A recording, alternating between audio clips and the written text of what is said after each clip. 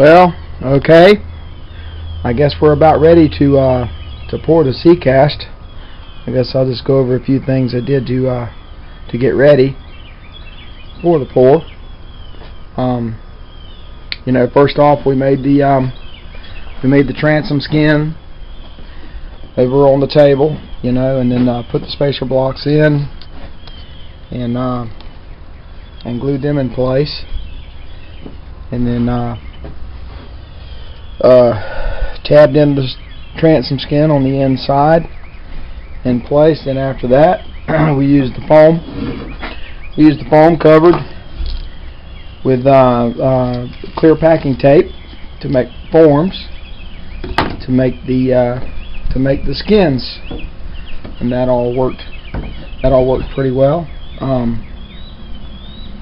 I made a couple funnels. I made a little small one to help pour stringers, and I didn't spend a lot of time on them, but there you go. Looks like they'll work. And then I made a bigger one that's going to go all the way across. And of course, make sure you got your stick handy for poking the stuff down inside. Make sure that you got your rubber mallet, which is what I forgot on my last seacast pour. I used a hammer. It was kind of loud and annoying. And we'll wipe down the inside with acetone real good before we pour.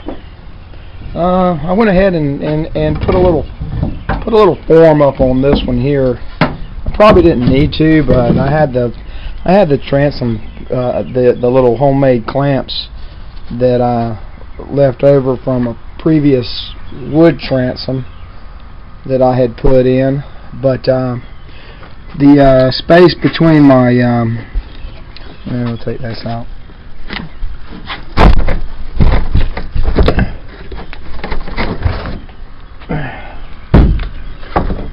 I had a pretty good distance between my spacers on this part right here, and it just felt a little thin.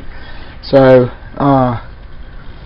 anyway, I just put a couple pieces of plywood on there just in case. Probably don't need it, but I put it on there anyway. It didn't take but a second. And we built some little fiberglass dams here, so we'll fill up this part. I cut this section here down. I cut the skin down here, and my thoughts were I'm going to be putting like a gusset that comes out like this. That way it'll be recessed, and so it'll be flush with the top of the rail.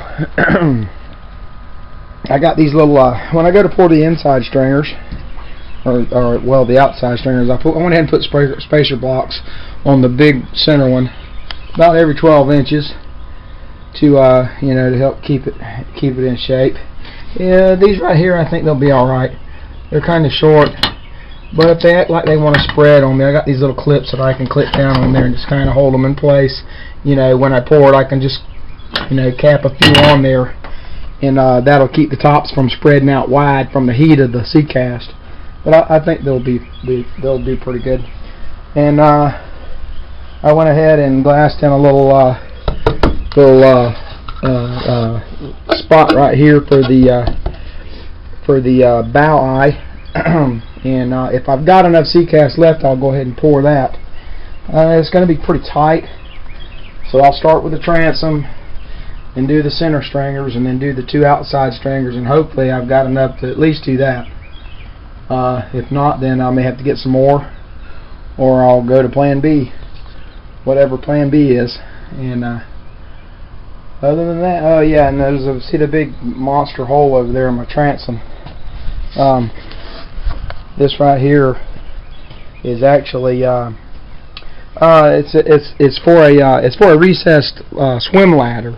It has a aluminum tube that will slide in here, and it slides in, and you pull the ladder out, and it drops down. You know, it's pretty good, really safety hazard. I mean, a safety device.